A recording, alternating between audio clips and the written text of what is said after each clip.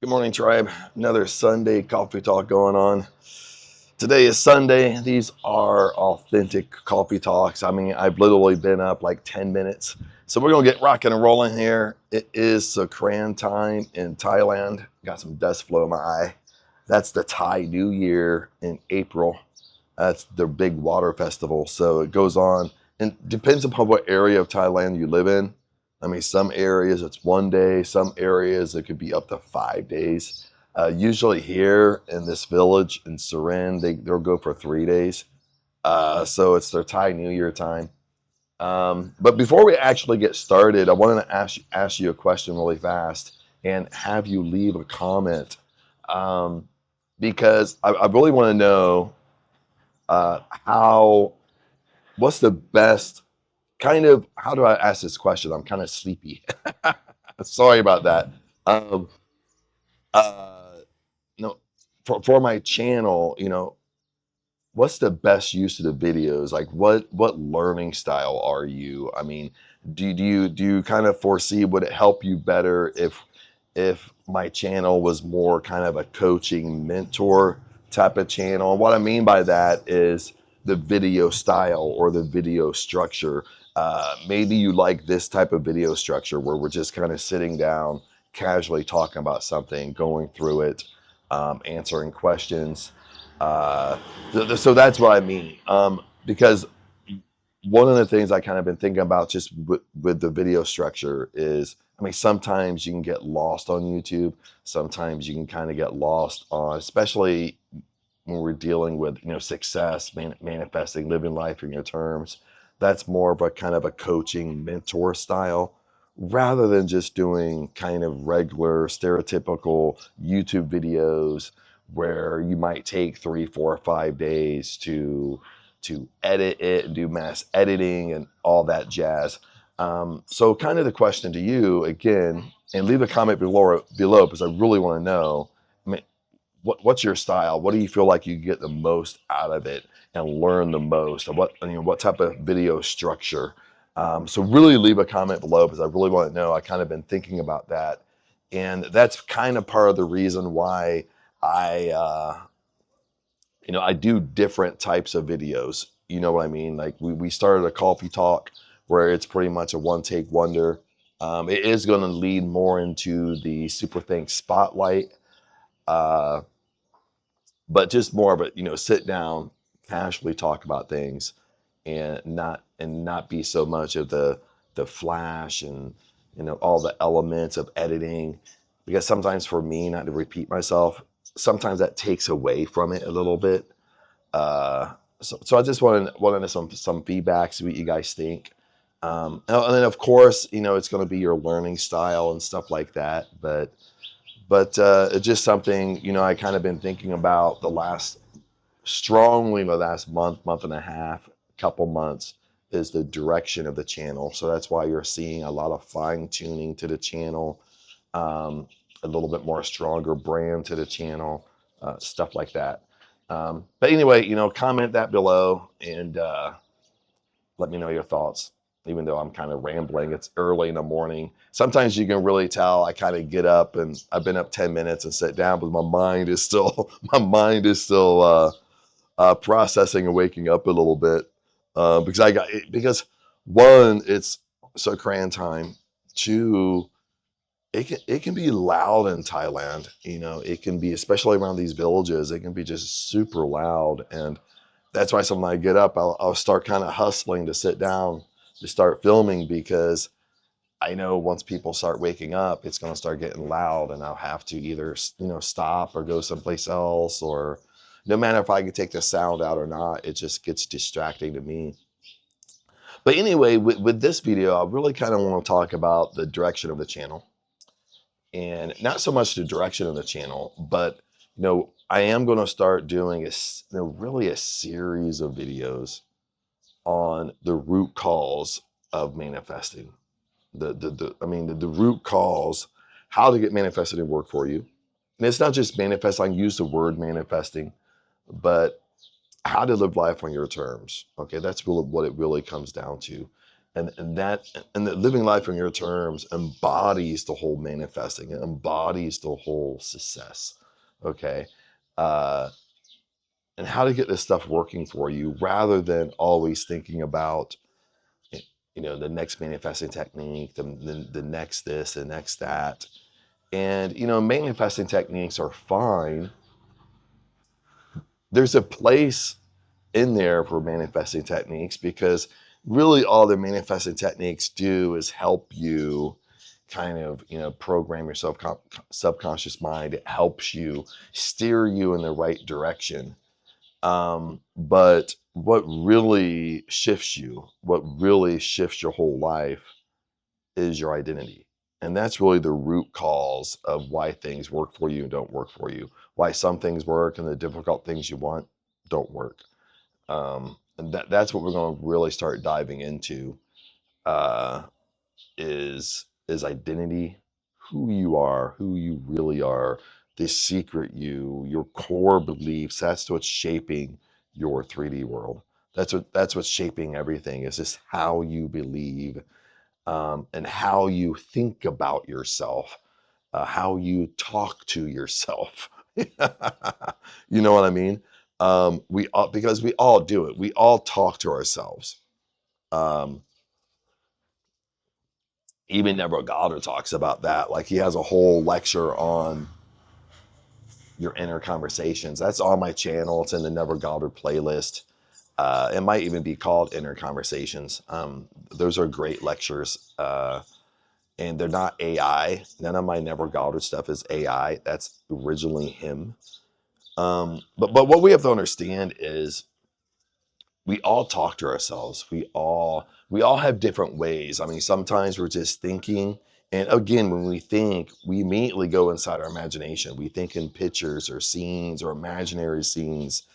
Most of the time when we think, what flubs us up a little bit, most of the time when we think is, I mean, we're thinking and rambling about things that most of the time has never even happened or occurred. Uh, I mean, if I give you a quick example, I think we're all guilty of this. Is, if you have a regular job, you don't like it so much. Sunday night, you're thinking about Monday morning, getting up to go to work. You don't get along with your boss, and you're thinking about, oh my goodness, when I go into work on Monday, he's probably gonna want me to talk to Sally about this, or tell Becky about this, or tell Tom about this. I don't want to do it, and I'm gonna have to listen to him. And you come up with all the imaginary stuff that hasn't really occurred. Maybe they occurred at one point in your life, but just because you don't like your work or like your boss or like someone at work, you create these imaginal scenes, you create these imaginal arguments and stuff like that.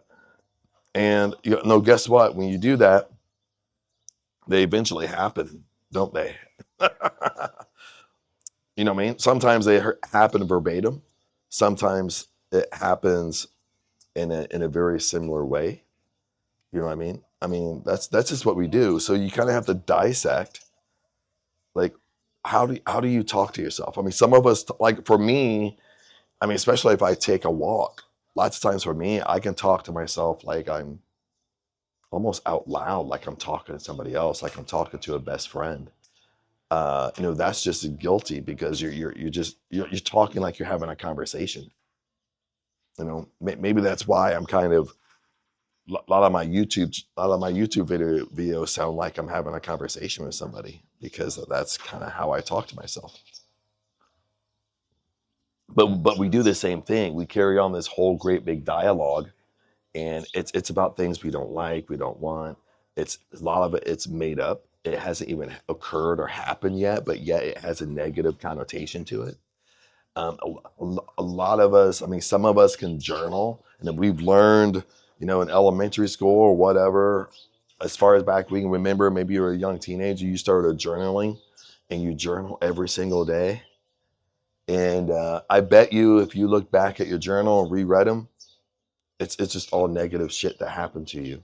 And then you started a pattern of, yeah, you're journaling. Yeah, it's an excuse to get it out. But what you end up doing is hanging on to that negativity, because yes, you're getting it out, but you still hang on to it, still cling on to it because you're constantly writing about it. You're not just writing about it one time or ripping that piece of paper and throwing it away and let the dead bury the dead. You cling to it, you hang on to it because you're constantly just writing about things. I mean, you're doing the same thing like I would be doing. We're doing the same thing, but we're just doing it in different ways. You get me? I mean, even if you think in pictures, imaginary, even if you talk like you're talking to a best friend, but there's no one there, you know, I don't answer for him. I want to be that clear. I might be crazy, but I'm not that crazy. Um, then some of us journal and we write. But it's all the same thing. You know, when you sit down and journal, yes, you're releasing it, but you're still doing the same thing. As you write, you go inside your imagination, you're thinking about what you're writing. It's coming to life as you write. Plus, there's a lot of power in writing. Well, because just old school, just taking a pen, pencil, and just writing. So all this does is really shape our world. Makes sense? And we have to, and that is tied to our identity. It's tied to how we think about ourselves. It's tied to, it's tied to our ego. It's tied to everything. It's tied to our self-image. That's another way to put it. Your identity is your self-image. It's how you think about yourself. And that's going to be the core to living a great life, living a life on your terms. That's going to be the core to manifesting. I mean, if you're trying to manifest that dream house, that dream car, that dream salary, being a multimillionaire, no matter what it is, that's the core. And that's why that's why bigger things, you're having trouble manifesting your life. Because like, if you want to be a millionaire, part of it is the person you have to become to be the millionaire. You want your dream car. Part of it is the person you have to become to have your dream car. If you want your dream house, part of it is the person you have to become to have your dream house. We talk about this kind of in a whole bunch of other videos where the version of you that has your dream house, you're just on a different vibrational plane. That's all it is. You're on a different vibration. But no, we call it many things. We call it vibration. We call it frequency. But in reality, it's just they have more of a successful identity than you do. They have a better self-image than you do. And that's the core separator. That's the great big X on the screen. That what we have to understand. And we're going to dive into this way, way more in other videos. Kind of dissect this, kind of get this going. And it's just like, if you want to kind of know how can I get started with self-image? How can I get started with my identity? And in the beginning, it's one is being aware. Okay. I know awareness sounds like a cliche. People's always, just be aware. But it is so true. Once you become aware of what you're doing, once you become aware of your habits, once you become aware of your thinking patterns, then you can change it, you can adapt it. And the best thing to do, since we're kind of on this topic, is do everything natural. Like, what I'm saying is, let's flip back to, like, if you journal, if you talk to yourself. We all do it. It just depends upon the way we're doing it. And like, if I'm talking to myself, I'm natural at it. But what I got to do is kind of flip the switch a little bit. I still talk to myself because that's natural. That's kind of naturally what I do. But you switch it. You become aware of, dude, I'm just talking about negative stuff. And you switch it. You start talking about what you like to do, how your life is becoming. Okay, that's what you talk about. You do the same thing, but you just switch the conversation. You just switch that internal conversation you're having. Same way with journaling. You still journal because it's very natural to you. That's what you love to do. You still do it, but you switch the dialogue inside your journal. Besides just journaling about crap and junk that's always happening in your life, you switch it to, how you want your life to be. You switch it to what you like and you enjoy, where you're going. You make sense? You switch it to like, oh, I want my dream house, and you start flipping, dissecting your dream house, like to the T, what you really want. That's the power. So we switch it. Another thing we can do really quick is that, it's all about self-image. It's how we really perceive ourselves. And this is the part where a lot of people have an issue with, because a lot of people will point out like ego, or they'll point out somebody like, I'll give you a really good example, like Andrew Tate. Okay, now some of you might know who Andrew Tate is. Some of you won't. Most of you will know, or at least heard the name. So look him up, Google him or whatever, and listen to some of his talks and speeches. It doesn't matter if you like the guy, don't like the guy. Set your feelings aside. You got to stop. This is the thing. You got to stop holding your feelings on your shoulders. That's another thing. You got to develop thick skin. You know what I mean? If you always like offended, you always like, oh, you have your feelings on your shoulders. That plays a part in manifesting, because you don't develop thick skin. All that means is when there's noise around you, noise that you don't like, noise that's distracting to you, it's going to distract you. It's going to throw you off your game. And sometimes it throws you off your game for weeks, months, and years. You have to develop this thick skin. But anyway, Andrew Tate's a great example on self-image, about self-talk, about how he talks. And you can listen to him, how he talks about himself, how he refers to himself. Like he always refers to himself as he's the top G, that he's the best. You know what I mean? And right now I'm tired. It's like my brain isn't working so fast to kind of repeat some of the stuff he says. But the bottom line, when you listen to him, he's very direct. He's very specific. He's very on it. He's very clear with his intention. He knows what he wants. No matter if it's true or false, positive or negative, he knows what he wants. He's not afraid he's going to offend you, because he knows what he wants. You have to understand this, is that the more clear you get, the more you know what you want, and you're not afraid of offending anybody, and you're living so authentically. That's why manifesting and things start coming to you rather quickly, rather fiercely, right on fire. Things start just coming so fast to you, because you have framed standards and boundaries around your life. You're not putting up with the BS around your life. If someone's going to do something, either you're just immediately going to remove yourself from that environment because it violated a standard, or you're going to voice it. And if it offends somebody, you don't really care. And this is where either I can be roasted, or you have someone in the comments, oh, you sound like an a-hole, or because again, you're not living authentic. Again, it's about your self-image. Or people want to put out ego. Well, your ego is just how is connected to your self-image. It's how you see yourself. Makes sense? It's how you talk to yourself. You can't fool, that's the thing, with your identity, your self-image, your ego, you can't fool God. You can't fool the universe. You can't fool universal laws, no matter what you want to think, no matter how your beliefs are. You can fool other people, you can manipulate other people, but then you go into this kind of work, but you can't manipulate the universe. Bottom line. That's why things don't work out, because you think you can manipulate, you think you can fool, you think you can get away with it now, like you did in school and high school and at your job, but you can't, because it doesn't work like that anymore.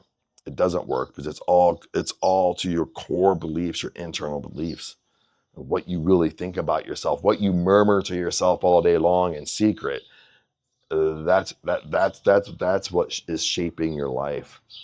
And what you have to understand, like when I gave the Andrew Tate example, is how he talks to himself, how he refers to himself is, and when we flip it to more of a spiritual, is we're all a spiritual being.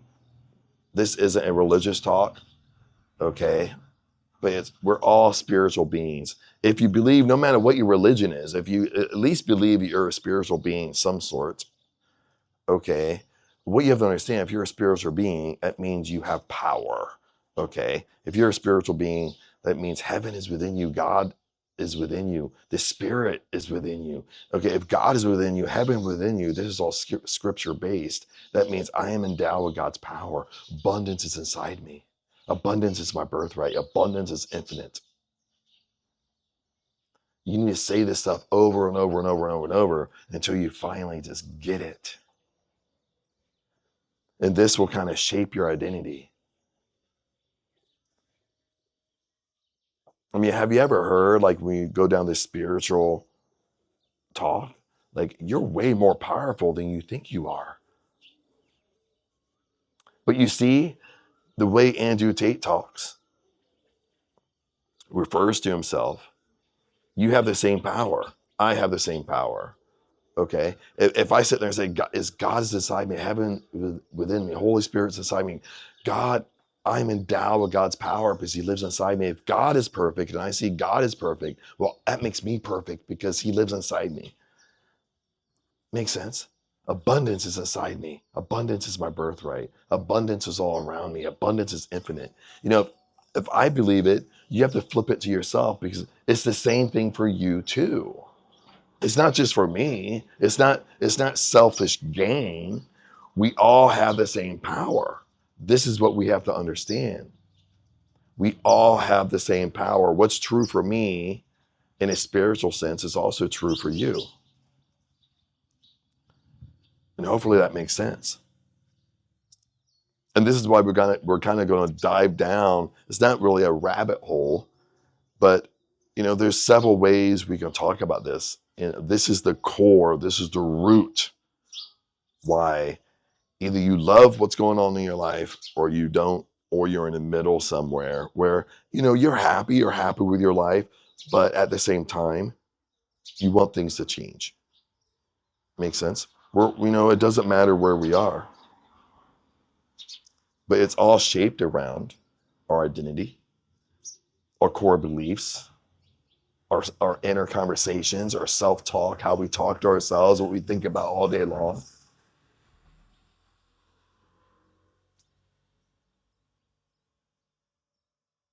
Our secret you, my secret conversations I have. That's what's shaping the 3D world. That's what's shaping your world. Bottom line, and it, you go, it could be something simple as you go to eat out. Maybe your friends want to go to eat out, your significant other wants to eat out, but you're a little bit more low on money, but you don't want to say it, but then you're trying to eat out with them, or you don't want to go hang out with them because they're going to want to go eat out. So you're trying to spend money. Okay. Or you go eat out, but you kind of purposely hang in the back of the group of your friends, hoping somebody else will kind of step up and pay the bill. You know what I mean? I mean, we've all done it, but the thing is, who are you being in that moment? Are you being somebody who has your dream house? Are you being somebody who's driving your dream car? Are you being somebody who has your career and salary? Are you being, if you want to be a millionaire, are you being that millionaire right then in that moment? Trying to dodge, spending money internally? Because most of us think about money, when we think about identity, most of us think about money in a different way. Or we kind of have we might want to say, well, money's the root of all evil, or the obsession of money. Like, this person wants to be a millionaire, so all he thinks about money, money, money, and that's bad. But you're doing the same thing, but you're doing it in a flipped. You're doing it in a different way, but you don't see it. You're not aware of it. Okay, you're even doing it in the worst way because it's working against you. See, what you have to understand, when you're constantly thinking about paying your bills, when you're constantly getting worried about paying your bills, your worry, your doubt, your fear, you get sweat. Some of us get sweats and little anxiety attacks every time bill time comes around. You talk about to your friends, every time you go out to eat, you're trying to pay the bill, or you dodge your friends, but they know they're going to want to go out to eat. You dodge your girlfriend and boyfriend, but they know you know they're going to want to go out. Today's Friday. You know they want to go out to eat on Friday, so you're kind of dodging them, not reaching out to them because you know you got to pay for it. Okay, that's the same thing, baby. I mean, the money has become a god to you, but it's in reverse. You don't see it. You only see it over here when someone's a millionaire and you want to point it out, and you think, oh, he's just all for money, and I'm not. But you're doing it. You're doing the exact same thing, but yet you're doing it reversed, and it's the whole image in your mind and your life is working in reverse for you because all you are is thinking about money, but you're thinking about scarcity, and it keeps you bound to scarcity.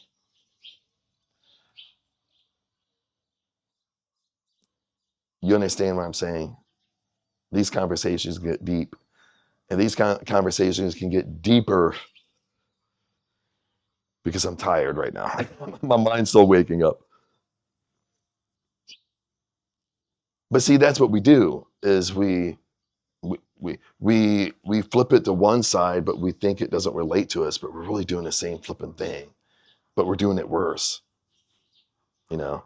And and how we break that pattern, if I gave you this example and you said, well, Chad, how do you break this pattern?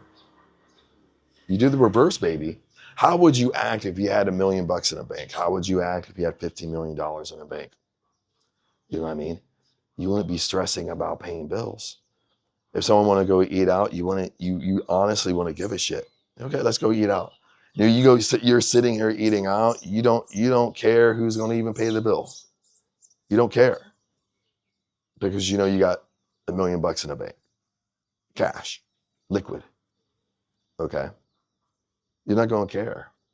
Okay, when you go grocery shopping, you're just going to be relaxed and carefree because you know, well, I can buy anything I want in here. I don't care. I don't care what the grocery bill is. Okay, if you go to the mall and you're trying to dodge going to the mall with your girlfriend because you know, oh my God, she's going to go shopping. And you're trying to dodge, or you go to the mall, you're trying to just get in and get out super fast. Well, that's a scarcity mindset, my friend. You know, you're putting money on a pedestal, but you put it on a pedestal of scarcity because all you're thinking is scarcity you don't have. And that will keep you bound to scarcity. That will keep you bound to poverty. You have to train yourself to a point where you don't care. Okay. And I don't mean don't care where your life is just chaotic. Don't take what I'm saying the wrong way. Don't take it to the extreme. Some of you extremists out there likes to take stuff to the extreme just to try to disprove, try to debate. But you flip it. You don't care. You don't care. The reason why you don't care is because you have the money. That's why you don't care. The reason why I don't care who pays the bill because I have the money. I don't care. But see, the secret is with identity. The key is you have to be that person right now, today. See, that's the key. That's what's difficult. That's what's hard. Is you have to be that person now, today. No matter if you have zero money in your bank and you're sitting here having flipping dinner with your friend, who cares? Like, okay, whatever. I'm just gonna go out and have dinner with him. You know, once you get to a point where you're just not caring, you're kind of releasing that tension. You'd be surprised how fast things will come to you. It's just the fact that we're hanging on to it, but we're not aware of it. Bottom line, you're attached to it, you're clinging to it, but you're not aware of what you're doing.